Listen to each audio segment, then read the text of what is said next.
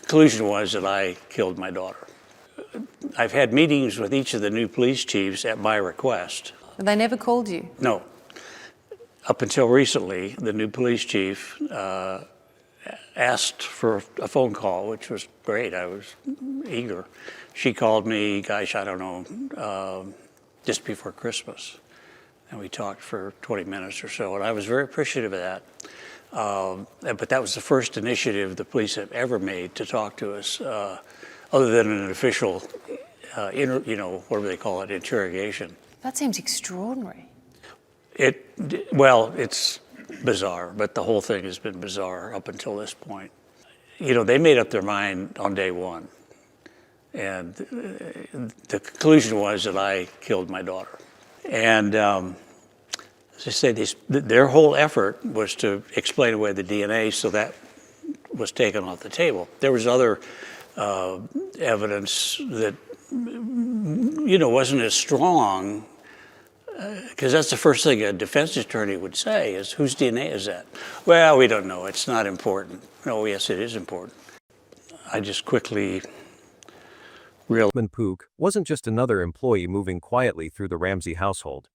She was in and out of that home nearly day, cleaning rooms, folding laundry, and making sure the family's routines ran smoothly. Because of that constant presence, she knew the little girl JonBenét not as a distant figure from television pageants, but as a child she saw up close, laughing, playing, and leaving toys scattered across the floor. Linda's job might have been keeping the place in order, but her connection to the family ran deeper than dusting shelves or vacuuming carpets. She noticed what most outsiders could never pick up on: the way JonBenét's moods shifted when her mother raised her voice. The way John Ramsey seemed distant, often locked into his own world of business. Linda wasn't family, but she was close enough to sense the rhythms of that household. She could tell when something felt off, when the atmosphere inside those big walls didn't match the polished picture the Ramseys projected to the world. It's important to understand that when investigators later questioned Linda, she wasn't speaking like a casual neighbor with gossip. She spoke as someone who could sense the smallest disruptions in that environment. She remembered how Christmas usually brought stress to Patsy, how the kids behaved when they were excited or tired, and how quickly the tone in the house could shift from festive to tense. This is what made her testimony crucial.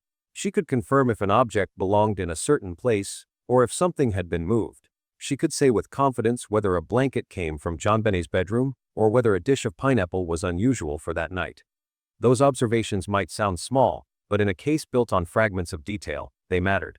Linda also carried a personal weight. She cared about the little girl, and that care came through in her words. Her closeness gave her credibility, but it also brought suspicion, because if the crime was staged inside the home, then the people closest to it inevitably became part of the investigation. Still, her insight stood apart from rumor. She wasn't guessing. She was describing what she had lived and breathed every day. More than a housekeeper, Linda was an observer, someone who walked the line between servant and witness, between trusted insider and inconvenient truth teller. When Linda Hoffman-Pugh talked about Burke, her words were blunt, no sugarcoating. She didn't describe him as the kind of boy who welcomed her with a smile or playful chatter. Instead, she remembered a kid who kept his distance. Cold, quiet, he barely spoke to her. He never looked her in the eye. Not friendly, didn't smile, didn't talk much. Never looked at me. That's how she put it. This wasn't just a matter of shyness. Linda had seen shy kids. Burke came across differently. Detached, like he carried something heavy inside, or maybe like he wanted the world to stay away. When he got angry, he didn't sulk in the corner. He exploded.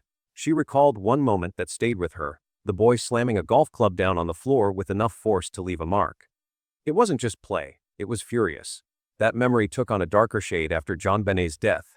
Investigators wanted to know, was this just normal childhood frustration, or was it a glimpse into something deeper? Linda's words gave them a picture of a boy capable of sudden violence, even if only in short bursts. Then came the night of the tragedy. Burke, according to Linda, was not woken up in the middle of the chaos. Not during the screaming, not during 911 call, not while police swarmed the house. That detail gnawed at her. How could a child sleep through all of that? Some argued he must have been kept away on purpose, shielded. Others wondered if he was pretending. And when the dust settled, when his little sister was gone, Linda watched him closely. His reaction, or the lack of it, stood out. There was no raw grief, no confusion you'd expect from a boy his age. No tears. Just flat. Unnatural. As if the loss didn't register in the way it should have. That chilled her more than anything else. Linda's testimony painted Burke not as the smiling, innocent brother in family photos, but as a boy with shadows, withdrawn, angry beneath the surface, and strangely untouched by the storm that had just torn his family apart. Whether that meant guilt, shock, or something else entirely, no one could say for sure. But Linda's words ensured investigators would never look at him the same way again. Linda Hoffman-Pugh didn't buy into the story the Ramseys tried to tell. From the beginning, the ransom note felt wrong to her. Too long, too detailed, too strange to be written by some intruder in the middle of the night. She had cleaned that house long enough to know what was natural inside those walls. And this note wasn't it. She suspected it was staged, a script written to cover something that happened within the family. Her mind kept circling back to Patsy. Linda had seen Patsy's handwriting on cards, notes, lists left around the kitchen. The ransom letter carried the same kind of rhythm, the same loops and strokes. She told investigators flat out she believed Patsy was capable of writing it, not a professional kidnapper, not some shadowy figure slipping in from outside, but the mother herself, desperate to redirect attention away from what had really gone on. The more Linda thought about it, the more the scene inside the house seemed like theater. The blanket around the child, the garbled story of an intruder, the note demanding $118,000, an oddly specific figure tied to John's bonus. To her it looked like a family scrambling to protect itself, throwing investigators off with props and words instead of truth. And then there was the performance of the parents. Linda remembered Patsy's dramatic phone calls, John's outward composure. To outsiders it looked like shock grief. But to Linda, who had spent years moving quietly in and out of that household, it didn't ring true. Their panic felt exaggerated, like lines spoken from memory. She insisted the terror they displayed was not genuine. Something about their reactions felt rehearsed. This is what made her suspicions cut so deep. Linda wasn't accusing strangers. She was pointing her finger at the very people who hired her, the ones who let her into their private lives. Her doubts weren't built on theories read in the papers, but on her sense of how that family really operated. She believed the letter was a cover, the grief an act, and the truth buried somewhere behind closed doors. In her eyes, the Ramsey story was never about a break-in. It was about desperation, secrecy, and a family doing everything it could to shield itself from ruin. When Patsy Ramsey sat down with investigators, she painted a picture of Burke that was very different from Linda's. To his mother, Burke was not a cold or distant child, but a bright boy with clear interests. She said he loved his Nintendo, could spend hours on it, and when he wasn't playing video games, he was building Lego sets with an almost obsessive focus. He had a mind for detail, for patterns. Patsy emphasized his skill in math, telling police her son was advanced for his age, sharp with numbers in a way most kids weren't.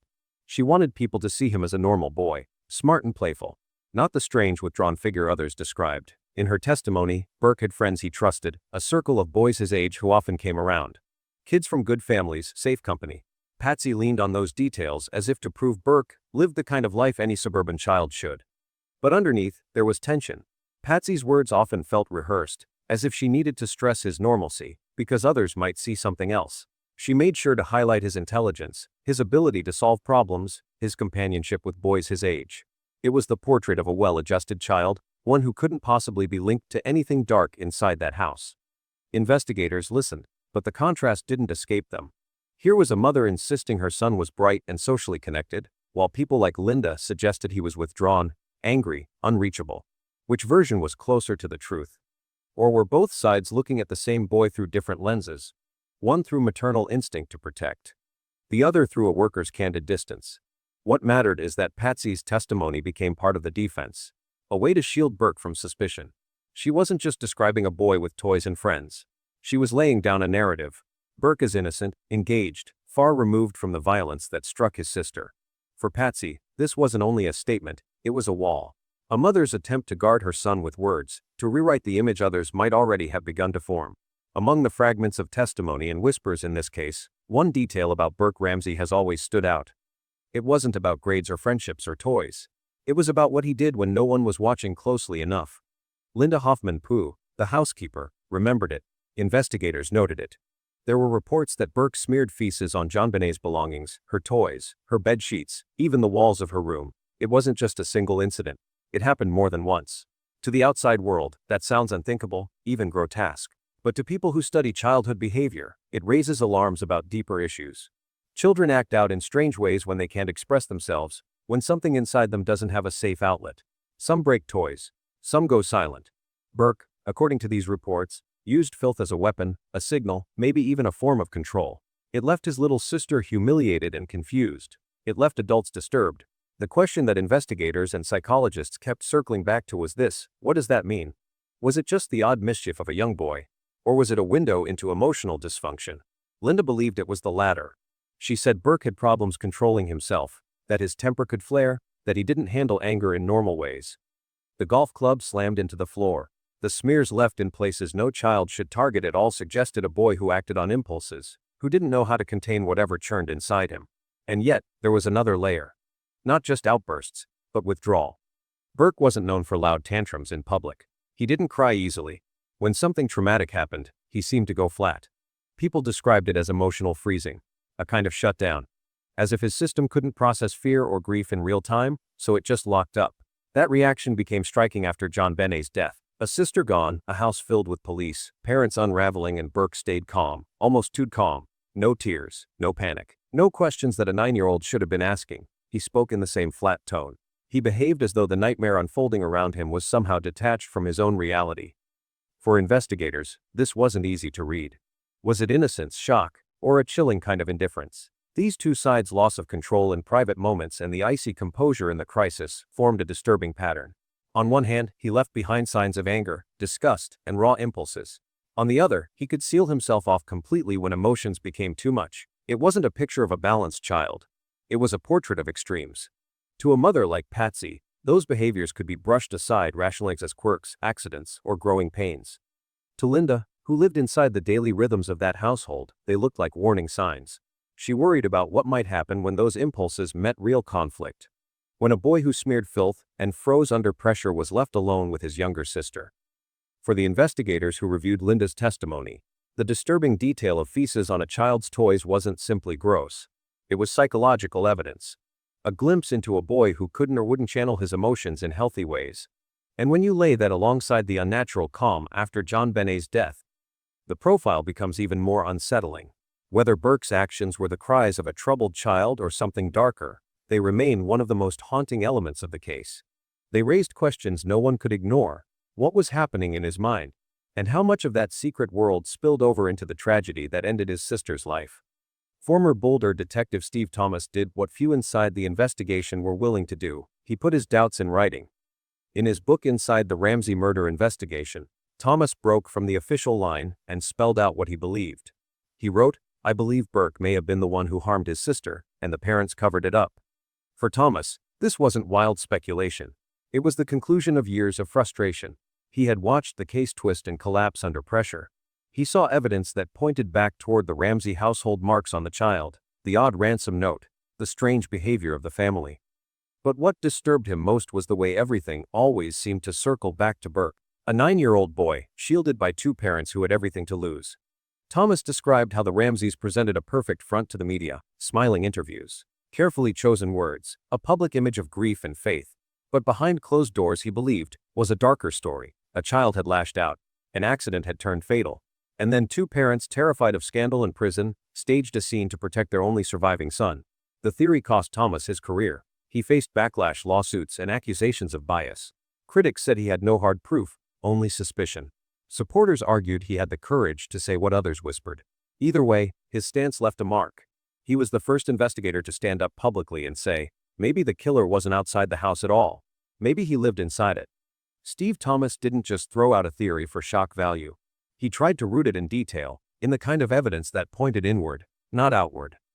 When he wrote that he believed Burke could have harmed JonBenét, and the parents covered it up, he supported that belief with a set of troubling observations. They weren't fragments of gossip. They were pieces of the puzzle that, in his eyes, fit only one way. The first was the head injury. The autopsy revealed a severe injury to JonBenét's head, the kind of blunt force trauma that could instantly render a child unconscious. It wasn't a surface bruise. It was a massive break, nearly 8 inches long, devastating in scale. Investigators struggled to match it with an object inside the house. The flashlight found on the kitchen counter stood out. Heavy, black Maglite. Clean, too clean. Wiped down until not even a fingerprint remained. For Thomas, that flashlight wasn't just a household item. It was the likely weapon. He believed Burke, in a moment of rage, may have swung it. Not a calculated act, but an impulsive one that spiraled into catastrophe. Then there was the fecal evidence. JonBenét was discovered with stains in her underwear. To many, it seemed like a disturbing but unrelated element. To Thomas, it echoed reports from the housekeeper Linda Hoffman-Pugh, and others who said Burke had a history of smearing feces on his sister's belongings, her toys, her sheets, even her bedroom walls. He read it as a behavioral link, a repeating pattern of hostility expressed in the most degrading way. In his mind, this tied Burke directly to what happened that night. Not as a random detail, but as a signature, a psychological marker pointing back to him. The third pillar of Thomas's suspicion was the absence of any real evidence of intrusion. Despite all the talk of a kidnapper slipping into the Ramsey home, investigators couldn't find convincing proof that anyone had entered from outside. The basement window was often mentioned, but there were no footprints in the snow, no dirt or debris dragged in, no signs of forced entry strong enough to explain the scene. The ransom note, left on the staircase, seemed staged. The suitcase by the window looked like a prop. To Thomas, the whole intruder story fell apart under scrutiny. He believed the crime was an inside job constructed to look like something else. When Thomas laid out these points, he also studied the family's behavior in the aftermath. The ransom note demanded $118,000, eerily close to John Ramsey's Christmas bonus that year. The handwriting bore similarities to Patsy's, according to experts. And yet, both parents insisted from the beginning that an outsider had done this. Their refusal to consider another possibility only deepened Thomas's belief that they were hiding something. He wrote that the Ramseys' grief looked like a performance, the panic rehearsed, the narrative carefully maintained. To Thomas, it wasn't just the evidence. It was psychology. A boy known for sudden bursts of anger. A child with troubling behavior toward his sister. Parents who lived for status, perfection, and public image. All of it fit into a story that, while painful, made sense. A sibling conflict exploded, a terrible accident occurred, and two adults chose to protect their son rather than expose him. Of course, Thomas knew the risk. There was no smoking gun. DNA evidence didn't confirm his theory. The Ramseys had resources, attorneys, and a national platform. By putting this theory forward, he opened himself up to criticism and lawsuits. And yet he stood by it, convinced that the flashlight, the feces, and the lack of intruder evidence were too strong to ignore. The Boulder Police Department was already divided. Some detectives leaned toward the intruder theory, while others saw the contradictions inside the Ramsey home. Thomas belonged firmly to the latter camp. His conclusions, however, didn't just add tension, they blew the case open in the public eye. When his book came out, it gave voice to what many had quietly wondered. If there was no intruder, then the truth had to be found within the Ramsey family itself. Looking back, Thomas's reliance on these details shows the messy nature of criminal investigation. A flashlight on a counter. Stains in a child's underwear. A window without footprints below it. Each piece on its own might seem inconclusive. But to Thomas, stacked together, they formed a damning picture. He believed that truth was simple, even if no one wanted to say it out loud. Whether or not he was right remains unsettled. The case still haunts Boulder, still divides true crime circles, still sparks arguments between intruder believers and family cover-up supporters. What Thomas left behind wasn't closure, but a frame through which countless others would view the Ramsey tragedy. A frame built on three pillars, a flashlight, a pattern of behavior, and a house no stranger ever truly entered. Inside the Boulder Police Department, the case didn't just divide public opinion, it split the investigators themselves. From the earliest days, there were two camps. One believed the answer was in the Ramsey household. The ransom note, the staged scene, the inconsistencies, they all pointed back to the parents, maybe even the boy. These detectives pushed hard, wanting to corner the family, wanting confessions, wanting to dig where it hurt. The other camp resisted. Some of them clung to the intruder theory, but others seemed paralyzed, hesitant to press too hard against wealthy, well-connected suspects. Whispers spread inside the department that the Ramseys' lawyers, their money, and their influence had tilted the room. Certain detectives were accused of being managed. Their focus redirected, their aggression softened. The result was open tension, meetings turning sore, strategies pulled in opposite directions, evidence read through rival lenses. Steve Thomas, who stood firmly in the first camp, wrote later that it felt impossible to work the case honestly when colleagues acted like handlers rather than investigators.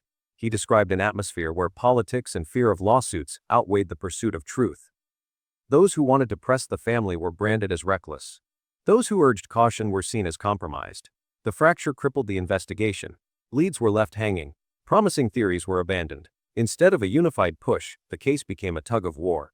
Each side dug in, and the victim JonBenét was lost in the middle of it. To outsiders, it looked like incompetence. To insiders, it felt like sabotage. And as the years dragged on, the division hardened into silence. The Ramsey case didn't just expose a crime, it exposed a department at war with itself, where power and suspicion blurred the path to justice. After the death of JonBenét, Burke was taken to see a child psychologist. The sessions were supposed to help him process trauma, maybe ease the shock of losing a sister. But what came out of those visits was unsettling. Burke didn't cry.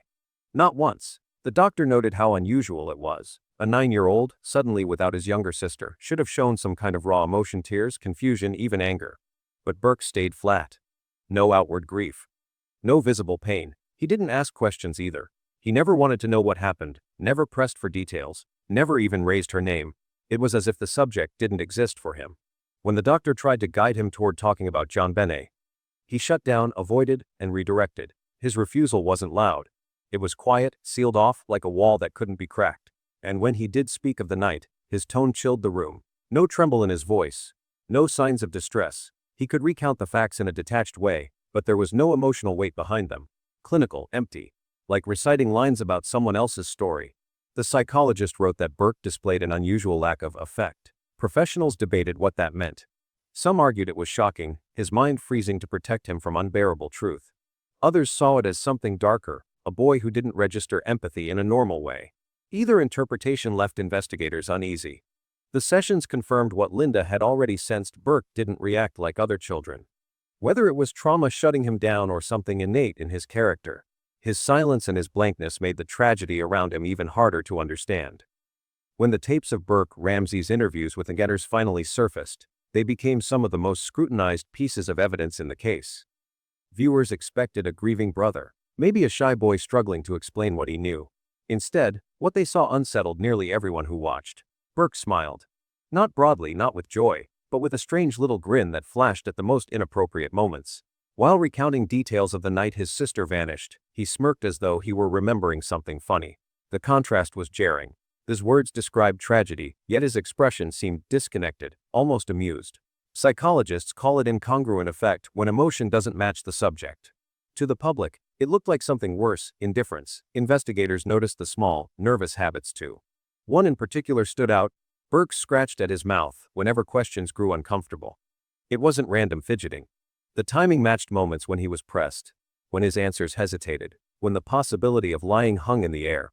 Body language experts later speculated that this was a tell of a physical leak of tension, the body betraying what the mouth tried to conceal. Then there were his eyes, or rather, the way he avoided using them. Children often struggle to maintain eye contact, especially under pressure, but Burke's avoidance felt extreme. He looked down, to the side, anywhere but into the eyes of the detective. When he did glance up, it was brief, fleeting, gone again in a second. To some, that signaled fear. To others, guilt. Either way, it gave the impression of a boy who didn't want to be seen too deeply. The sum of these behaviors created a portrait of emotional distance. The smile in the wrong place. The scratch at the lips when truth grew heavy. The refusal to hold a gaze. Each piece might explain nervousness, immaturity, and stress. But together, they raised questions that never faded. Was Burke simply a child overwhelmed by interrogation? Or was this the mask of someone who knew more than he said? Experts split on the interpretation. Some argued that children often laugh or grin in moments of anxiety. The smile wasn't happiness, but discomfort. Others said his gestures reflected avoidance, the mind's instinct to shield itself from unbearable memory. Still, skeptics weren't convinced. They saw the behavior as rehearsed, the signs of someone trying too hard to stay calm while fragments of the truth slipped through his body language. The videos remain haunting because they capture more than words. They show the silent language of a boy under suspicion, not formally accused, but caught in the shadow of his sister's death. His demeanor left investigators divided, much like the entire case itself. Was he a nervous child unfairly scrutinized, or was he revealing something darker in every misplaced smile and every evasive glance? For those who study the Ramsey case, the footage of Burke isn't just evidence, it's a riddle. A puzzle where expression and silence matter as much as statements. And like the Ransom note, the flashlight, and the fractured family story, the meaning depends on who is watching and what they're willing to see. 2 decades after JonBenét's death, Burke Ramsey appeared on national television. Sitting across from Dr. Phil in 2016, he was no longer the quiet 9-year-old under suspicion, but a grown man in his late 20s. Yet what viewers saw that day reignited old doubts instead of silencing them. The first thing that stood out was his smile. That same strange grin from his childhood interrogation was still there. He smiled as he spoke about his sister's death, about the night that changed everything. To many, it looked bizarre. How could someone recall such horror with a smirk tugging at his lips? Psychologists explained it as nervous laughter, a defense mechanism. But the public wasn't convinced.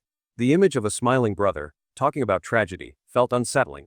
Then came his words. At one point, Burke looked at Dr. Phil and said, "I knew it wasn't me." The phrasing caught people's attention. Why emphasize that? Why declare innocence in such a peculiar way? Some heard it as reassurance, a man repeating what he'd told himself since childhood. Others heard something darker, almost like a slip, an awareness that suspicion had always circled him, and that his defense had become second nature. The interview was meant to clear his name, to show the world that Burke was a normal man, haunted unfairly by rumors. Instead, it left the case more tangled. His smile, his tone, his words all became fuel for those who believed he knew more than he ever admitted. In the end, the Dr. Phil appearance didn't solve anything. It only reminded the public how strange Burke Ramsey seemed, then and now, and how the mystery of JonBenét's death refuses to fade. Among all the objects photographed inside the Ramsey home, one stood out as more than a household tool. On the kitchen counter sat a heavy black Maglite flashlight. At first glance, nothing unusual. Families keep them for power outages, for emergencies. But when investigators picked it up, they noticed something strange. It was spotless. Too spotless. Not a smudge, not a fingerprint. Even the batteries inside had been wiped clean. That detail made detectives pause. Who scrubs a flashlight that thoroughly?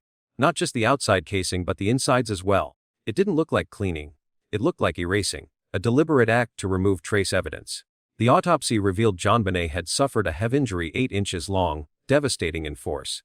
Investigators searched for a weapon that could explain such trauma. The Maglite fit the dimensions almost perfectly. Heavy enough to inflict the injury, smooth enough to leave no distinct mark, and convened it in the heart of the house. Theories formed quickly. Some believed Burke, in a moment of rage, swung the flashlight. An impulsive strike, not calculated murder. Others argued one of the parents may have used it in anger. But whatever the scenario, the wiped clean condition suggested knowledge someone understood its significance, and took steps to hide it. For critics, the flashlight became a symbol of cover-up.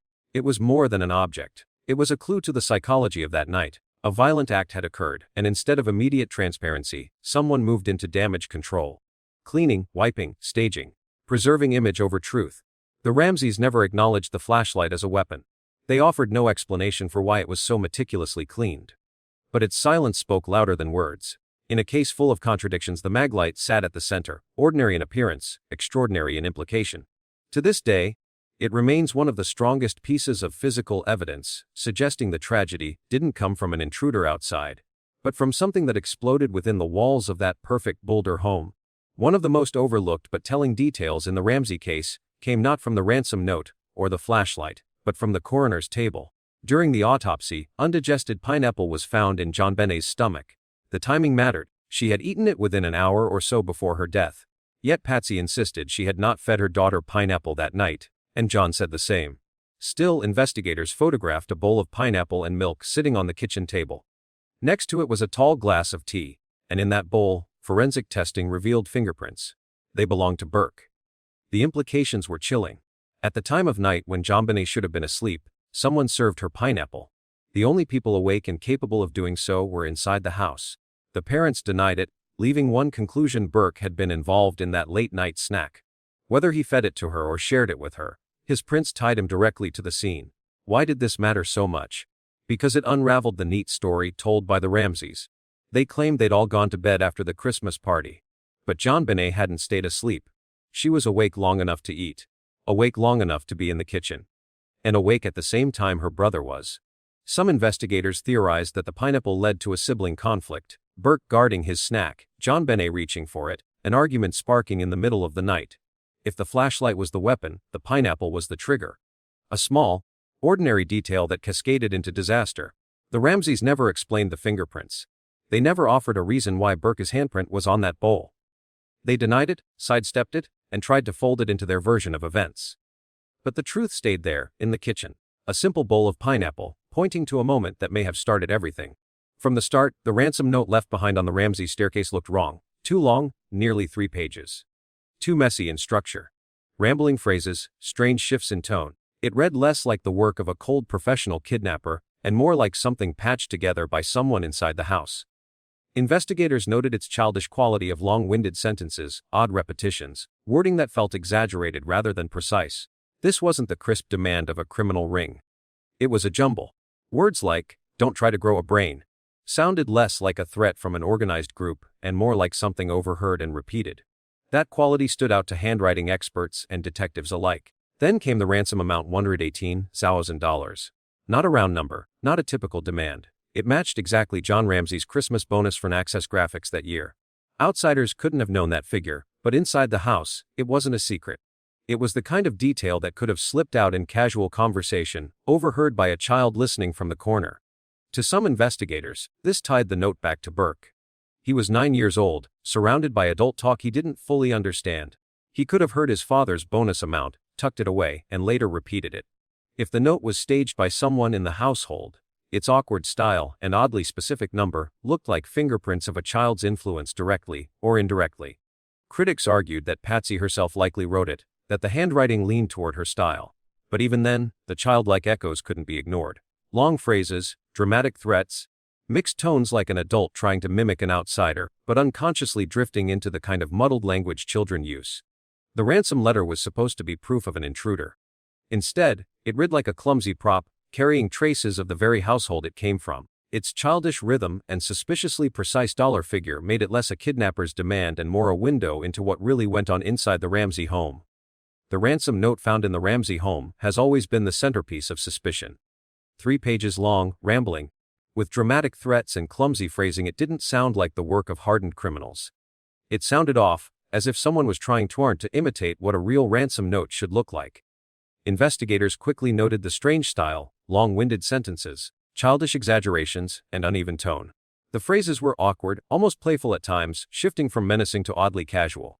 Don't try to grow a brain. One line read language that felt less like the voice of an organized kidnapper and more like something a child might overhear and without full understanding. The letter mixed cliches with nonsense, as if written by someone mimicking threats they'd only seen in movies or heard in fragments of conversation. Beyond style, the dollar amount demanded in the note was chillingly specific, $118,000. It wasn't a rounded figure. It wasn't a typical sum kidnappers would ask for. It matched exactly John Ramsey's annual bonus from Access Graphics. Outsiders couldn't have known that number. But inside the house, it was the kind of detail that might slip out over dinner, or during hushed adult conversation, easily overheard by a child sitting nearby. That figure tied suspicion not just to the parents, but to Burke. At 9 years old, he was old enough to pick up pieces of adult talk without fully grasping their weight. To investigators like Steve Thomas, the ransom note carried echoes of a child's world, messy phrasing, dramatic words without substance, and a number that could have come from something overheard, rather than researched.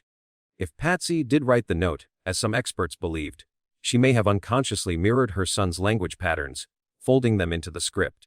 That blend of childish rhythm and insider knowledge gave the letter its eerie quality. It was supposed to prove an intruder. Instead, it pulled the circle of suspicion tighter, back into the walls of the Ramsey home. When Burke Ramsey appeared on Dr. Phil in 2016, 20 years after his sister's death, the television audience wasn't the only group watching closely. The interview immediately exploded onto social media, where every expression, every pause, every smile became fuel for debate. Within hours, clips of Burke's face, his half-grins, his strange composure were circulating with captions that cut to the bone. One viewer summed up what many felt, "That's the creepiest smile I've ever seen." The words went viral. Screenshots of Burke's expressions spread across Twitter and Facebook, transformed into memes, dissected in comment threads. To critics, the grin wasn't nervousness. It was evidence. They claimed it revealed something sinister beneath the surface, that he had carried the secret of guilt into adulthood and couldn't suppress it even in front of millions. Others, though, pushed back. They argued that people were mistaking trauma for malice. One post read, "You can't blame a kid if the parents made mistakes." To them, Burke wasn't creepy, he was damaged. A man shaped by years of silence, media suspicion, and the crushing weight of being the only surviving child in the Ramsey home. His smile, they argued, was a nervous tic, a defense mechanism he had relied on since childhood to mask anxiety. The divide grew sharper as the days went on. YouTube comments under clips of the interview became battlegrounds. Some accused Dr. Phil of exploiting Burke, staging the show for ratings instead of compassion. Others thanked the program for finally letting Burke speak for himself, even if his words left more questions than answers.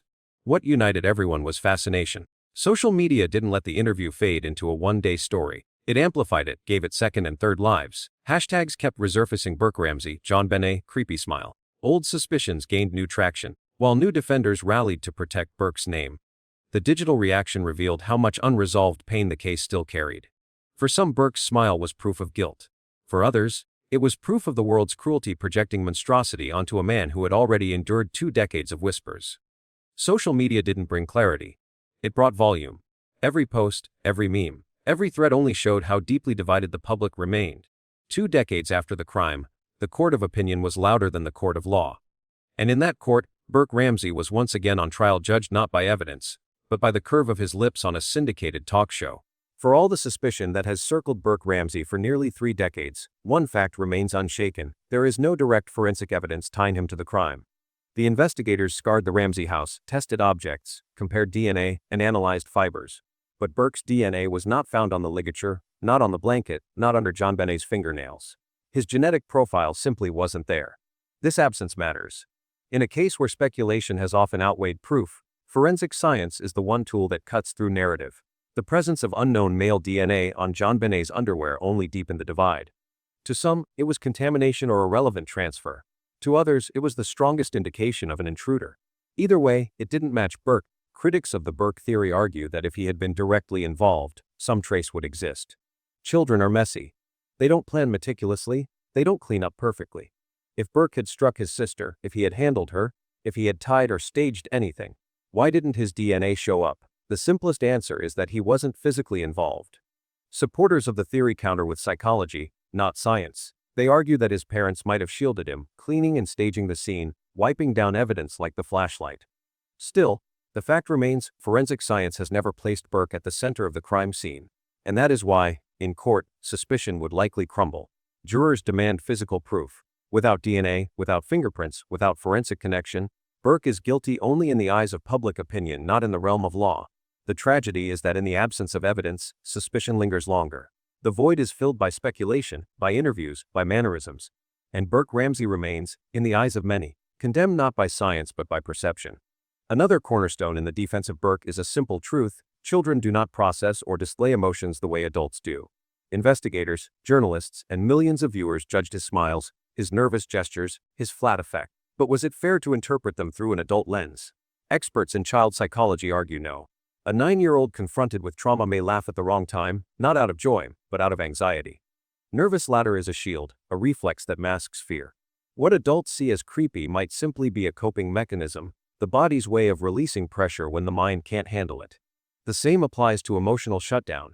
Burke didn't cry in therapy, didn't ask about his sister, didn't show the grief others expected. To professionals, this can signal dissociation, a child walling off unbearable feelings, freezing them inside.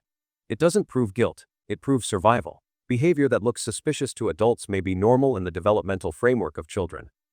Burke's avoidance of eye contact, his detachment, his inappropriate smiles, all could be read as the residue of trauma, not the shadow of a crime. The tragedy is that his every gesture has been recorded, dissected, and replayed for decades. Most children who endure trauma are allowed to heal in privacy. Burke's quirks were broadcast, turned into evidence by a world desperate for answers. So the question isn't just what his behavior means. The question is whether it was ever fair to treat a boy's mannerisms as if they carried the weight of confession. By 2016, Burke Ramsey had spent half his life under suspicion. The Dr. Phil interview was supposed to clear the air, to let him finally tell his side. But instead, it became another trial, this time in the court of television and social media. Producers framed the interview around suspense. The cameras lingered on his smile, his pauses, his quirks. Clips were cut into teasers. Burke speaks for the first time. Viewers weren't shown a grieving brother. They were shown a mystery to decode. And social media picked it apart like vultures. In this way, Burke became less a person and more a product. His oddness was replayed as spectacle. Every grin became a meme, every hesitation a clue. The audience wasn't guided to empathy, they were pushed toward suspicion. It's possible Burke was manipulated into a role he couldn't escape. Nervous laughter, flat tone, these were reframed not as trauma responses, but as evidence of guilt. The narrative was shaped before he spoke a word. Decades of tabloid headlines had already carved his image. The brother theory had become folklore. So when he finally appeared, it didn't matter what he said. Viewers saw what they were primed to see. In that sense, Burke might be a second victim of the case, not of the crime itself, but of the machinery around it. A child defined by whispers, then an adult redefined by television framing. Innocent or guilty. His life has been consumed by the same narrative that destroyed his sisters. And that is the cruelest twist. Even if forensic science, even if experts explain his behavior, Burke will never truly be free. Because the story people believe isn't about truth. It's about what the media has taught them to see. From the very beginning, suspicion has circled around the Ramsey household. Not just around the parents, but around the older brother Burke.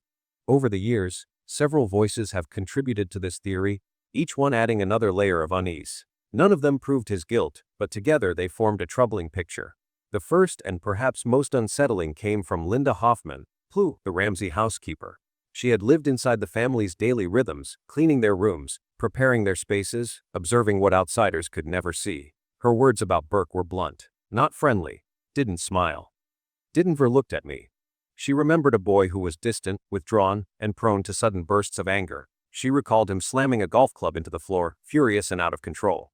She also told investigators about his disturbing behavior of smearing feces on JonBenét's belongings, her toys, her bed, her bedroom walls. To Linda, this wasn't just childish mischief. It was aggression, humiliation, a form of hostility aimed directly at his sister. And after the murder, she said Burke showed no natural grief, no tears, only a flatness that felt deeply unnatural. Then came former Detective Steve Thomas, who broke ranks with the Boulder Police Department and went public in his book Inside the Ramsey Murder Investigation. Thomas laid out his belief plainly: I believe Burke may have been the one who harmed his sister, and the parents covered it up. He pointed to three critical details. First, the head injury that matched the weight and dimensions of the Maglite flashlight found in the kitchen wiped clean of fingerprints, even down to the batteries. Second, the fecal evidence in JonBenét's underwear, which he linked to Burke's earlier behavioral patterns. Third, the lack of any real sign of forced entry. To Thomas, these weren't coincidences. They were a trail of evidence pointing back to the boy in the house. The psychological professionals who examined Burke after the tragedy added more fuel. They noted his lack of normal grief responses. He didn't cry, didn't ask about his sister, and didn't want to talk about her. When he did speak of the events, his tone was flat, clinical, stripped of feeling. Some called it a shock. Others read it as a deeper inability to process empathy. Later, when interrogation videos surfaced, the public saw the same odd pattern. Burke smiled at inappropriate times, scratched at his mouth when uncomfortable, and refused to maintain eye contact. To experts, these behaviors could be nervous tics, but to critics, they looked like the tells of a child hiding a secret. Physical evidence in the Ramsey home added still more suspicion. The pineapple found in JonBenét's stomach during the autopsy was a detail impossible to dismiss. The parents swore they hadn't fed it to her. Yet a bowl of pineapple and milk sat on the kitchen table with Burke's fingerprints on it. This meant he was awake, in the kitchen, interacting with his sister close to the time of her death. For some, this was the spark, the small act of sharing or guarding food that could have led to a sudden outburst. If the flashlight was the weapon, the pineapple was the trigger. The ransom note provided another strange link. Rambling, messy, childlike in tone, it demanded exactly $118,000, the same amount as John Ramsey's annual bonus. Investigators wondered how an intruder could know such a detail. But a child in the household might have overheard. To some, the awkward phrasing and bizarre insults in the letter reflected the kind of language a child might mimic, later smoothed over by an adult. Whether Patsy wrote it or not, its echoes of childish exaggeration added suspicion to Burke's shadow. Taken together, these fragments form a disturbing narrative: a boy with troubling behavior, a violent strike with a household flashlight, parents scrambling to protect their only surviving son, staging a crime scene with ransom notes and props. Linda's observations, Thomas's accusations, the psychologist's notes, and the physical evidence of pineapple and Maglite all point in the same direction. But pointing is not proving. And that is why Burke Ramsey remains suspended between guilt and innocence in the eyes of the world. For all the suspicion, one truth cannot be ignored: none of this has ever been proven. There is no forensic evidence linking Burke to the act. His DNA was never found on the ligature, the blanket, or beneath his sister's fingernails. The unknown male DNA, still unexplained, suggests an outsider might have been present. That single fact destabilizes every theory that points solely inward. Behavior, too, is not proof. Children don't act like adults when confronted with trauma. A smile in the wrong place can be nervousness. Avoiding eye contact can be fear, not guilt. Silence in therapy can be shocking, not indifference. What looks incriminating can also be the residue of a child surviving chaos in the only way he knew how. Even the physical evidence, the pineapple, the flashlight, the ransom note, remains ambiguous. Fingerprints on a bowl prove only that Burke ate pineapple, not that he killed his sister. A wiped flashlight suggests staging, but not by whom. A ransom note written inside the house points to deception, but whether a combination of influences remains unresolved. This is the trap of the Ramsey case: everything looks suspicious, but nothing locks down. Investigators, journalists, and the public have built theories on fragments, but no single piece seals the story. Burke has lived under a cloud of suspicion without ever facing charges, because in the court of law suspicion is not enough. And so the case remains what it has always been, a tangle of contradictions. A brother described as strange but never proven guilty. Parents who may have staged, or may have been trapped in something darker. Evidence that points inward but never closes the circle. In the end, the tragedy of JonBenét Ramsey is not only the loss of a child, but the absence of clarity. The family's story fractured, the investigation divided, and the public left forever guessing. Burke sits at the center of suspicion, but without a single decisive piece of evidence. The truth is still beyond reach. The theory that Burke Ramsey struck his sister and that the parents staged a cover-up has never been proven, yet it has become one of the most enduring narratives of the case. In many ways, it reshaped how the public talks about JonBenét's death. When Steve Thomas went public and inside the Ramsey murder investigation, he gave legitimacy to whispers that had long circulated behind closed doors. Suddenly, what was once just rumor had the backing of a former detective. This elevated the Burke theory into mainstream conversation. Talk shows dissected it, tabloids amplified it, and the internet made it viral. For the Ramseys, the accusation was devastating.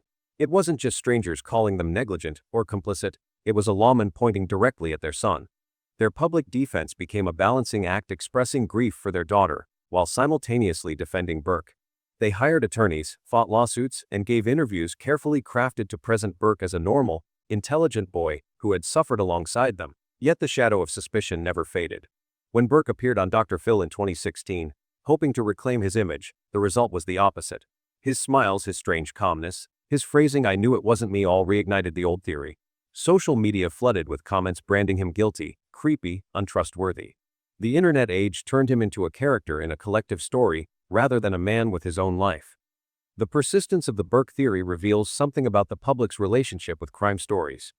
People are drawn to neat narratives, to villains who can be named. An intruder leaves the case messy, unsatisfying, unresolved. A brother losing his temper gives the tragedy shape. It explains the ransom note, the pineapple, the flashlight, and the strange behavior. It ties the chaos into a single household. But this comfort comes at a cost. Burke's entire adult life has been shaped by suspicion he cannot escape. Every interview, every photo, every slip of body language is treated as evidence. Forensic science may say otherwise, but the court of opinion has already rendered its judgment. In the broader true crime world, the Burke theory has become a case study in how speculation can harden into belief.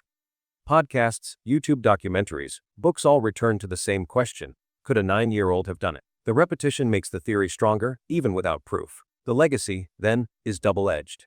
On one hand, it keeps the case alive, ensuring JonBenét is never forgotten. On the other, it traps Burke in a role he may never escape, guilty or innocent. His name has become shorthand for suspicion, his face a symbol of unresolved justice. And this is the strange fate of the Burke theory. It may never be proven true, yet it may also never die. Why does the public remain convinced by Burke's odd smiles, his flat tone, his detachment? Part of the answer lies in human psychology. Humans are wired to read faces and body language. We look for tiny cues that reveal hidden emotions. When Burke smiled during his childhood interrogations, people felt a jolt of wrongness. When he smiled again on Dr. Phil, that wrongness returned. To the human brain it looked like incongruence, joy in the middle of tragedy. Our instinct says, he's hiding something. But psychology also warns us, these instincts can mislead. Nervous laughter is real. Trauma creates a flat effect. Avoiding eye contact can be fear, not guilt. Yet because the crime was so shocking, people wanted someone to blame. Every odd behavior became, every smile a confession. Another factor is the age of suspicion. A 9-year-old is old enough to be capable of violence, yet young enough to remain mysterious. People project their fears onto that space. They imagine their own children, their own siblings, and ask, could a child do this?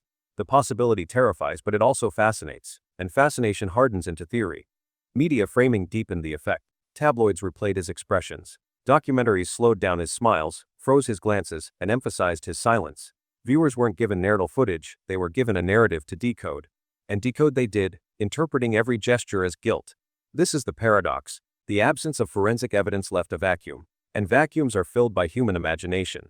Instead of DNA, people used body language. Instead of fingerprints, they used tone of voice. Instead of confession, they used nervous tics. Yet none of these are proof. They are interpretations of stories people tell themselves. But in the collective memory, interpretation becomes fact. That's why, decades later, strangers still insist the smile gave him away, or no child would act that calm unless he was guilty. The darker truth is that suspicion itself becomes a form of punishment. Whether Burke is innocent or not, his life has been shaped by being seen as guilty. He has lived under the gaze of millions who believe they saw the truth in his face. This raises a larger question about justice. Should a man be defined by body language, by quirks of behavior, by the suspicions of strangers? Or should truth be grounded in evidence, in science, in what can be proven? The Ramsey case forces us to confront this tension. In the end, Burke Ramsey may be innocent in law, but guilty in the theater of public opinion.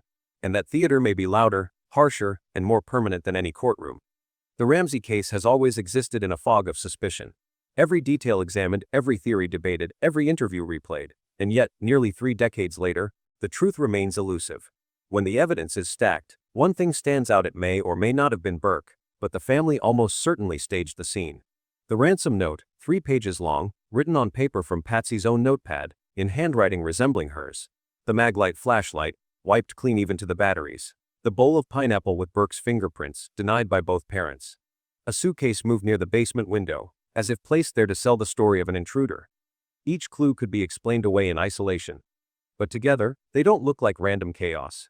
They look like staging an attempt to redirect suspicion outward. And this is where the tragedy deepens, because if the truth involved Burke, he was only 9. A 4th grader. A boy with impulse control issues, odd behaviors, flashes of anger.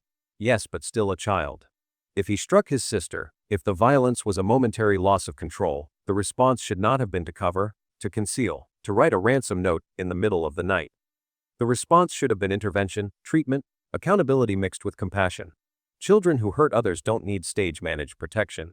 They need help before the damage hardens into something worse. But that never happened. Instead, the parents closed ranks. The story of an intruder was broadcast to the world, backed by lawyers and PR experts. The house was sealed not just against investigators but against truth. What might have been an accident became a mystery. What could have been a painful but honest reckoning became a decades-long deception. And so the narrative shifted away from the child, onto the parents, the police, the media circus. Burke grew into adulthood under suspicion, but without ever facing formal judgment. Patsy died still claiming innocence. John continues to fight for new DNA testing, presenting himself as the grieving father wronged by incompetent investigators. The case itself became theater, while the reality of a 6-year-old's life brutally ended was lost in the noise. This is why the Ramsey case haunts people. It isn't only the brutality of the crime, it's the way justice slipped through everyone's fingers. Detectives argued among themselves. Prosecutors hesitated. Politicians interfaded. Wealth and influence bent the process. And at the center, a family managed to shield itself from the full force of accountability. The greatest crime may not be what happened in the basement that night, but what failed to happen afterward. No fair trial, no honest reckoning, no closure. Just theories and suspicions, books and documentaries, endless debate but no verdict. JonBenét failed first as a child, and then again as a victim when her death became a spectacle instead of a solved case. Even today, as technology promises breakthroughs touch DNA, whole genome sequencing, genealogical searches, the case is treated like a cold file with political risk. Bolder police promise, delay, promise again. John Ramsey campaigns for renewed testing but avoids the deeper questions about his own choices that night. The public still waits, still speculates, still argues over whether Burke was the one who swung the flashlight or whether an intruder slipped through the shadows. But maybe the question isn't simply who did it. Maybe the deeper question is, why has truth never been allowed to surface? Because even if Burke was guilty, the true injustice is that a child was hidden instead of healed. And if he was innocent, then he has lived an entire life crushed by suspicion, punished by whispers rather than law. Either way, the system failed. A forgotten truth runs through this case: justice is not only about finding the perpetrator. It is about transparency, about honesty, about refusing to let wealth, influence, or image distort the pursuit of accountability. The Ramsey case stands as a reminder of what happens when those principles collapse. It leaves us with the hardest conclusion: Burke may have been involved, or he may not. But the evidence shows the parents constructed a false scene, choosing secrecy over openness, performance over truth. And in doing so, they robbed not only their daughter of justice but their son of the help he might have needed. That is why, after all these years, the Ramsey case is still unresolved. Not because the evidence is gone, but because the will to confront it has never been strong enough. And that failure, the silence, the cover, the endless fog, is the crime that lingers. The forgotten truth is this: JonBenét's murder was never judged fairly. And until it is, the wound will remain open, not just for her memory, but for the faith people place in justice itself. And that, more than any flashlight or ransom note, is the darkest crime of all. the story of JonBenét Ramsey is not just the story of one child's death. It is the story of a justice system that bent under pressure, of a wealthy family that managed to shape the narrative, and of a society that chose spectacle over truth. What makes the case unbearable isn't only the brutality of the crime, it's the vacuum left in its wake. Every time the evidence is revisited, the same contradictions reappear. A ransom note is too long, too strange. A flashlight wiped of fingerprints. A bowl of pineapple with fingerprints that shouldn't have been there. A suitcase positioned near a window that doesn't show signs of forced entry. Each fragment screams staging, yet each is inconclusive. The picture comes into focus, then blurs again. And in that blur, justice dies. Burke Ramsey remains at the center of suspicion. To some, his behavior, the odd smiles, the flat effect, the history of hostility toward his sister makes him the prime suspect. To others, those same behaviors are signs of trauma, of a child overwhelmed by circumstances far beyond his control. He is either the aggressor shielded by desperate parents or the second victim, condemned by public imagination. The failure of the system is that it never decided. The police fractured into camps, those who saw guilt inside the house and those who clung to the intruder theory. Prosecutors hesitated, fearing to charge a family that could summon expensive lawyers and mount public campaigns. Evidence was mishandled, leaks poisoned the case. And in the end, no jury ever heard the facts in full. The case was left to the media, to talk shows, to endless speculation. This is why the crime still burns in the public mind. It isn't just the loss of a little girl. It's the way her story became a mirror of American inequality. A poor family might have faced trial. A less polished mother might have been cornered by detectives. A child without powerful parents might have been placed in therapy, not on national television 20 years later defending himself. But the Ramseys had resources, lawyers, and influence. And with those they built walls no detective could scale. Even now, new technology promises hope. DNA genealogy has solved cold cases thought impossible. Yet JonBenét's case sits, waiting. Authorities say they are cautious, that evidence must be preserved. But to the public, it feels like hesitation, like fear of what the results might reveal. The truth may not be in the DNA, it may be in the human decisions made that night, the staging, the silence. And DNA cannot fix that. The deeper tragedy is that the case turned into theater long before it could become justice. Interviews on CNN, appearances on Dr. Phil, documentaries, books, podcasts, each one retells the story, each one adds to the mythology. JonBenét herself has become an icon, her pageant photos burned into the cultural memory. Burke has become the eternal suspect, whether guilty or not. Patsy died still performing innocently. John continues to posture as the voice of reason, calling for more testing but never for more honesty. So the wound remains. A little girl lost, a family fractured, a public obsessed, and a justice system that never delivered. The forgotten truth is not just about who killed JonBenét. It is about how quickly truth itself was buried beneath wealth, image, and fear. If Burke was guilty, the crime was not only his action but his parents' decision to cover, to stage, to silence. If he was innocent, the crime is the decades of suspicion that destroyed his life, fueled by media manipulation and public hunger for closure. Either way, JonBenét was denied justice, and Burke was denied peace. And perhaps that is the final indictment. Not against one child or one family, but against a system that allowed the most important fact, the violent end of a 6-year-old's life, to dissolve into rumor and spectacle. The Ramsey case shows what happens when truth is treated as a threat, when image matters more than honesty, when institutions fear power more than they serve justice. It is a case that reminds us that sometimes the greatest crime isn't the one committed in the dark of a basement, but the one committed in daylight, when a society chooses silence over clarity. That is the wound that never heals.